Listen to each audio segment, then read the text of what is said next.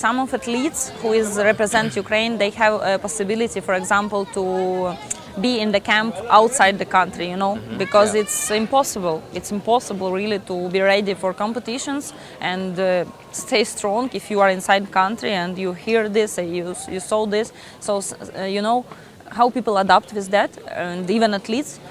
Sometimes when I'm going to the competitions, I'm worried so much about my family, about people, but I put on the silence the news groups with news, and when it's a dangerous alarm, we have program who is like notification came for us in the night, and this is like you need to go to the shelter.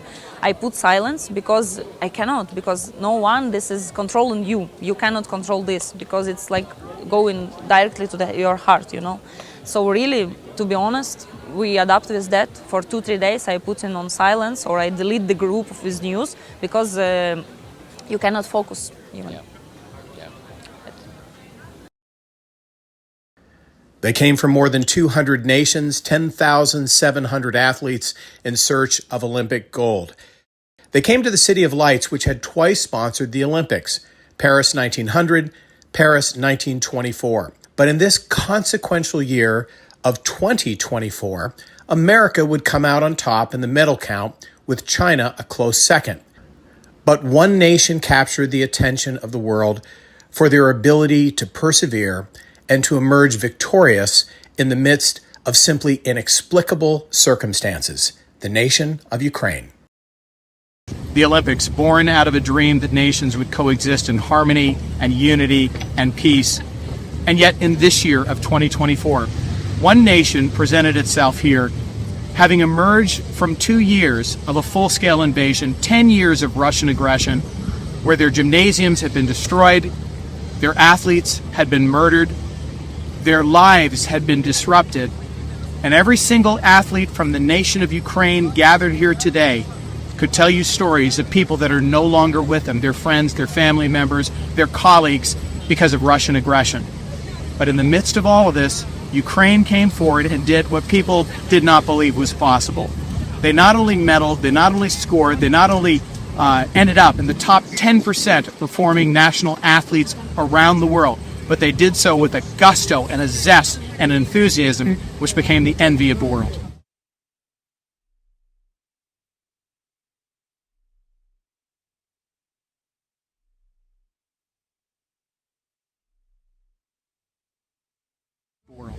An incredible 2 weeks. Every day has been chock full of victories and successes, of remarkable stories of people whose names were not known yesterday, and today the world knows their name.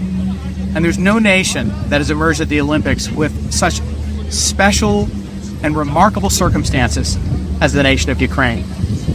They've come here living with the reality that more than 500 of their athletic facilities have been destroyed by Russian missiles or bombs, that so many of their friends have been murdered. More than 480 Ukrainian athletes, some of whom would have been here at the Olympics, who had Olympic dreams that were crushed when they were killed as part of the Russian invasion of Ukraine. For many athletes coming, it's a personal dream, it's a vision, it's a lifetime of hard work, but there was something unique, distinctive about Ukrainian athletes.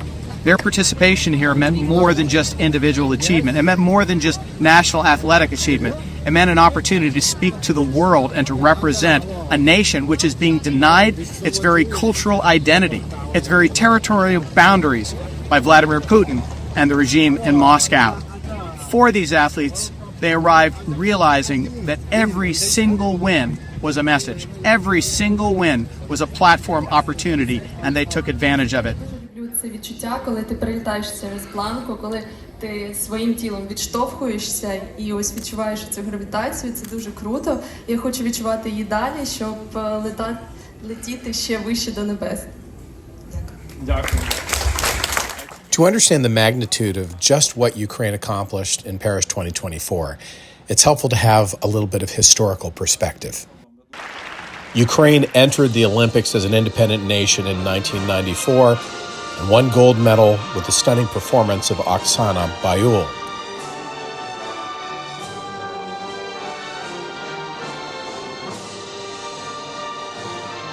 But since 1994, Ukraine has performed at the top of all former Soviet bloc nations, second only to Russia. They've earned a total of 160 Olympic medals, 151 of them at Summer Games and 9 at Winter. Russian aggression against Ukraine, beginning in 2014 in the east and the occupation of Crimea, had a direct impact on Ukraine's Olympic performance. For example, Ukraine was ranked 13th in the world in Athens in 2004, then 12th in the world in Beijing in 2008, and 14th in the world in London in 2012. But after the Russian invasion of the East in 2014 and their occupation of Crimea, Ukrainian Olympic performance plummeted to the 31st position in Rio in 2016, and then to the 44th position in Tokyo of 2020. That was the last Olympics. That was the COVID Olympics. But in Paris 2024, Ukraine improved their Olympic standing by 100%, moving her from 44th position to 22nd position. And this during a full-scale invasion, a testimony of her indomitable resolve and defiance against invaders.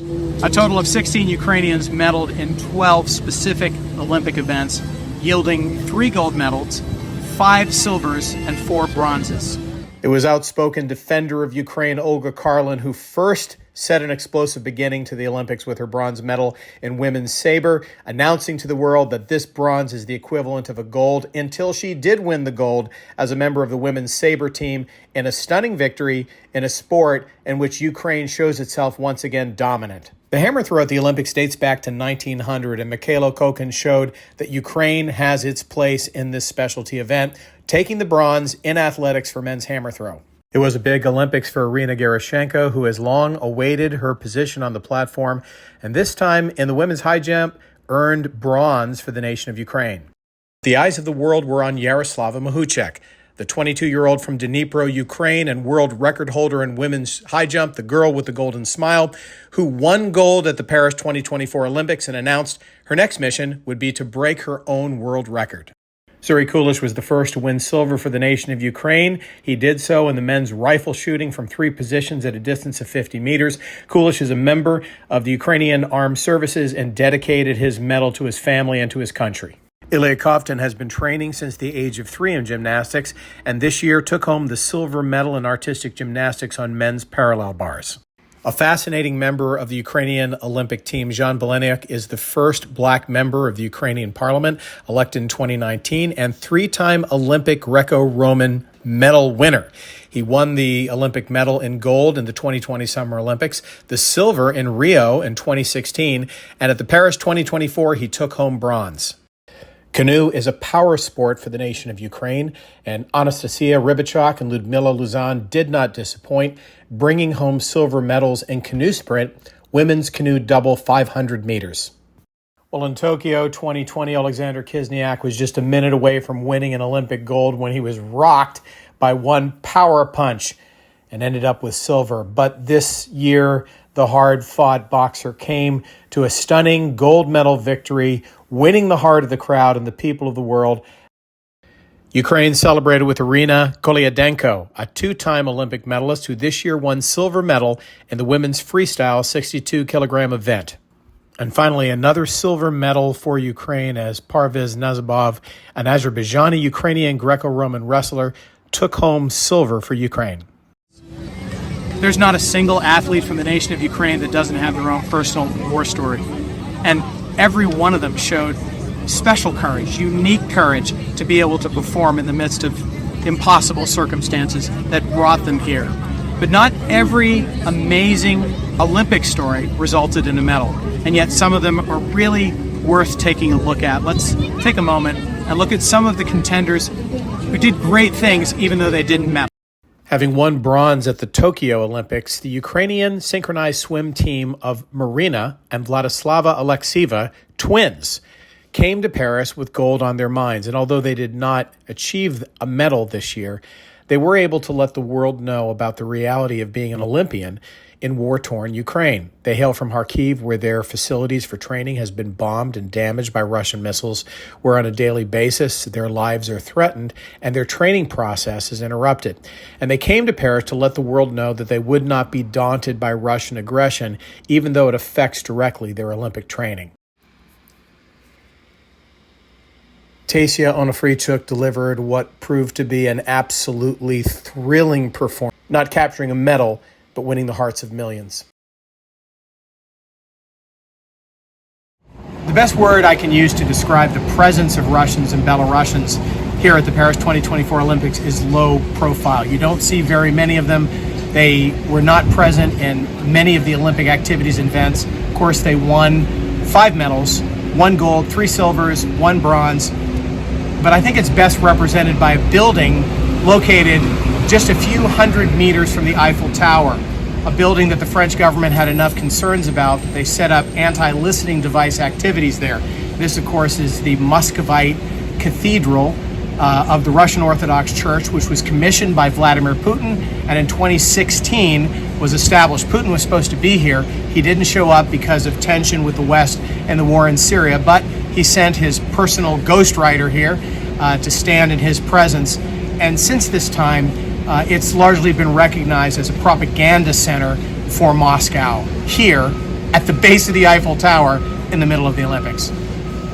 With the Paris 2024 Olympics having come to an end and the medals being passed out, the stories having been written, we can stop and say, here are the big takeaways for the nation of Ukraine at the Olympics this year. Number 1, there is no substitute for vision. The people of Ukraine have crystal clear clarity as to their vision for the future. Every athlete is in agreement. Every team manager, every coach, every representative of the nation of Ukraine, total 100% agreement on the mission objective, which is to see a free nation of Ukraine free from Russian imperialism and violation of their territorial integrity, free from their cities being blown up, a world where they can prosper, where they can grow, where their children can grow up. That's on the lips of every single Ukrainian. It helped propel them to victory, and every time they had a victory, they talked about it. I spoke with the passionate and charming Yaroslava Mahocek about her commitment to her nation and her perspective on competing in the midst of war. Here are some of her thoughts.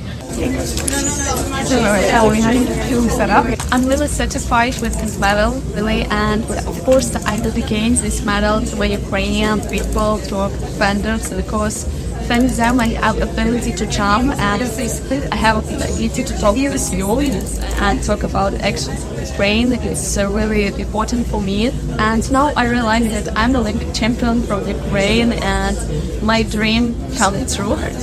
It's really important to think about that one country. It started the war in 2014 with Lugansk and Donetsk region, and now when they say that we can stop this war, but if you give us territory, Donetsk region and some territories, and how it's possible because the citizens they occupied them in 2014, but now it's when the war started, it was in 2022. They have full invasion to our country. Really, I think it's not possible. We should fight into the end, and people, all countries should unite against the Russian. Своїм тілом відштовхуєшся і ось відчуваєш цю гравітацію, це дуже круто. Я хочу відчувати її далі, щоб летіти ще вище до небес.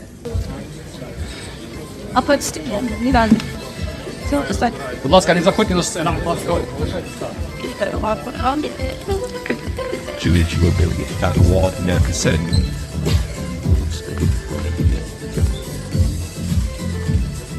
Because I was so motivated to jump on my people, really, these 2 years especially, because I jumped, they received some good memories, they received so really happy times. When I jumped for record, it was only one day to be happy, because next year it was a really terrible rocket attacks to Ahmadi in Kyiv, a lot of rocket attack, a lot of people died, a lot of children that had some illness, they stayed without hospital, and it really was terrible. And after that I understand that at that time I was happy. Next day, next morning, I cannot happy with my world record when it's going on in my country. It's these terrible things.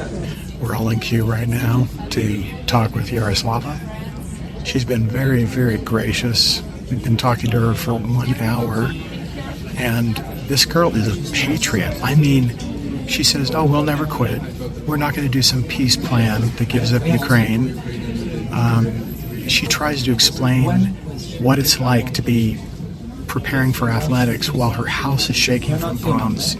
Her heart is just gracious and sweet, but this girl knows her mind, and she's been so kind. 1 hour talking to us here with the press. What's Dnipro like? What was it like when you were young, and what kind of place was it? We have a real Dnipro, really. It's a good place with good memories with my friends. We grow up together, really, and of course, even though before 1 year it was capital of coffee, because we have a lot of coffee cafes. You like coffee? Yes, I like coffee really so much, and I really means the atmosphere when people can be happy and don't think about that happened in Ukraine, because every time when you're happy, you feel these feelings and your mind comes back that we have soldiers for now protect our country, and they lost their lives, they left their families. When now I'm 22, but I feel that I'm sorry because a lot of things happened really to me, and I really now live with my family in Ukraine. I'm really excited about that. Elderly, then rocket attack, and a lot of people we have chat in social media, and it was so loud. We heard this, and of course, every time I think that I can lost my parents, my family's, but how it's now going on in Ukraine, because unfortunately a lot of children now they're without parents. It's really difficult things, and I think the lives is the most important thing that we have. And living in the 21st century when we have technology, the world is going forward and we have liberty, we should traveling, exchange the experience, but unfortunately we can do it because Russia invasion to Ukraine, and we should fight it to our country, we should fight it to our liberty. I hope that it will be only our memories, and I will talk about that how we rebuild our country. 2, there is a great power in identity. Right now, my country, the United States of America, is in the midst of an identity crisis. Who are we? What do we believe? Where are we going? Polarization is something that's obvious to everyone. Not so in Ukraine. Secondary battles have been set aside for the more important and larger purpose. And that purpose is freedom for the nation of Ukraine. And the consequence is that on their lips all the time is their identity. Here at the Olympics in Paris 2024, if you went to the Ukrainian house, which was an open door for people to visit, to meet people from the nation of Ukraine, you heard constantly about our identity. This is who we are as a people, this is our history, this is where we've come from, this is where we're going. You cannot rob us of our identity, and that filtered through to every single athlete that was on the field here today. It was something that was stated to me very, very clearly when I spoke with Anastasia Rybacek, canoe silver medalist, and I said, why did you paint your canoe, I am Ukrainian? Here's what she had to say. I feel myself very good, very strong, because I'm Ukrainian. I'm strong national and people. My wife, national Olympic athlete. She very strong. She won 2 medals, Olympic medal, Olympic champion. Slava Ukraini. Your canoe says Ukraine. I'm Ukrainian. And they said, it's my national. I write my national. So it's normal, but not normal for ICA. But did you have to paint it's no problem. I take another boat and go to race. I'm Liza Mayska from Ukraine. I'm a refugee. I left Ukraine in 2022. I was driving with my son and 2 cats 36 hours to Budapest because I had friends there. And now I'm in France because I came to spent last month with my father, who died because of the cancer. He was in occupied Ukraine for all the occupation, but after he was saved in France for more than 1 year. And at the moment I'm in Olympic Games with our flag, in our traditional Ukrainian clothes, to remind people about Ukraine, to speak with everyone who wants to talk with me about our war, and that we keep going to fight, that we need support from all the world, and to really believe that if all the world will unite for Ukraine, we can win much more fast and we can save our people. Now we like manager track and field in Ukraine manager, president of federation and general secretary. What does this Olympics mean for you as Ukrainians being here? Another step, another emotion, another Responsibility. Yeah. Love Ukraine, brave like Ukraine. Дякуємо всім українцям, всі, хто за нас вболівають, всі, хто просувають наші інтереси в інших країнах, США, зокрема. Дякуємо вам дуже від душі. Honor Phillips, executive producer for Ukraine's Story, met at the Olympics with Anastasia Klipachenko, world champion beach soccer and football player, to ask her about questions of Ukrainian identity here at the Olympics as an athlete. How do you feel here at the Olympics when you hear the Ukrainian national anthem play? It's hard feelings because before the war, when I play in the national team, it's like, you know, we smile, you feel like proud, you're proud of that, and you did not think a lot about the words of our Ukrainian national anthem. But when the war was starting and we cannot play, we cannot go to have competitions, you know, it was like silence. And you analyze, you see, you feel how the people died, and when it's around you, everything, you know, when you go into the shelter, when you, with time, with like 1.5 years, I know a lot of people, my friends, who was die, really, young boys, young girls, it was like terrible, you know. And when we go for the national team and for another countries, and I stay, you know, when you have this mood to fight, to play, like, you know, you have this like power.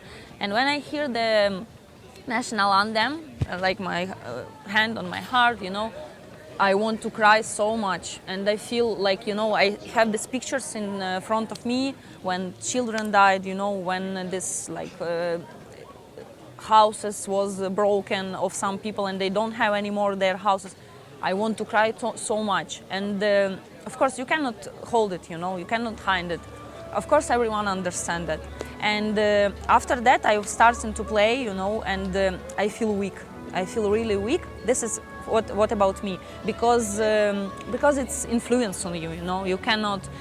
But this is like for a couple of minutes. But after that, you want to fight. You want to destroy everyone. You know, this mood of the fighter, of the winner, and it's really helping. Like we really, after the war, we won a lot of competitions in each sport. Our athletes really became more stronger, more united.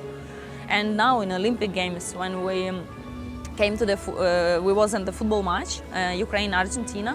And of course we support Ukraine, we cheer for Ukraine, but even they lost. We came to the field, we took our national flag, you know, and we sing with them, and we saw their like eyes, like with, you know, with tears. And this is the most strongest feelings in the world.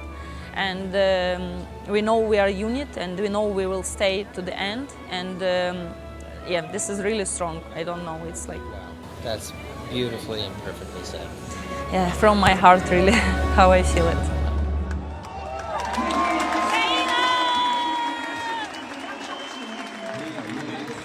Reason number 3, family really matters in Olympic competition. The Ukrainian athletes who came to Paris 2024 did not present themselves as a group of individuals, but as members of a family. A Ukrainian family bound together by present circumstances, and individual families that would stick with one another. You saw it at so many different levels.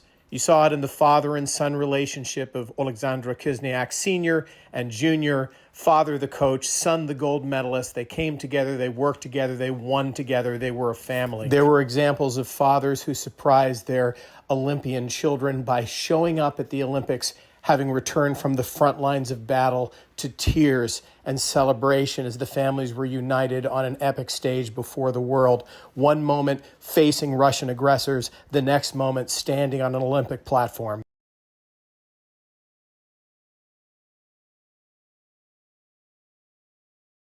You saw it in the way the athletes took time to give hope to the children, to encourage them, to let them know that they have a future and that we're all part of one big Ukrainian family. Alyssa Dubrava is a champion table tennis player from Ukraine and co-founder with Anastasia Klipachenko of Champions Way. Their mission is to not only encourage children to stand strong through the next generation, but to work with elite athletes to get the message of Ukraine independence from Russian aggression out to the world. Athletics bring spirit of hope, spirit of unity, spirit of power, and spirit of win. Athletics is important actually, and sport have a power to change the community, to change the infrastructure, to change the spirit inside you. Sport, this is special thing, what can change the world, what can give the power, what can give the hope, and sport can help to win, like victory in sport, this is like victory in a life. And especially during the war, and this is hard time, the sport and activities giving hope, giving them opportunity to don't think so much and don't stress their mind because of the alarm from the shooting, because of the destroyed places, but sport give them hope for the future. For us in this time and for our kids, for our growing up, community, for all the people, it's so important when someone can be mentor, when the kids losing their parents or their fathers who is fighting in the war for our country. So these kids should to grow, should to see the best in their future, and they must feel they're important and they're special in this world, even they're losing their father or their parents, and this is so hard for the future persons as a kid now. Number 4, the world has a lot to learn from the nation of Ukraine, from their indefatigable spirit, their unwillingness to quit, their commitment to excellence, to victory, to winning in the midst of just impossible situations. Ukraine is reminding us once again what it means to be a people of identity and a people of vision. They've become a light to the world in the midst of darkness, and the Olympics have highlighted the very best of this unconquerable people.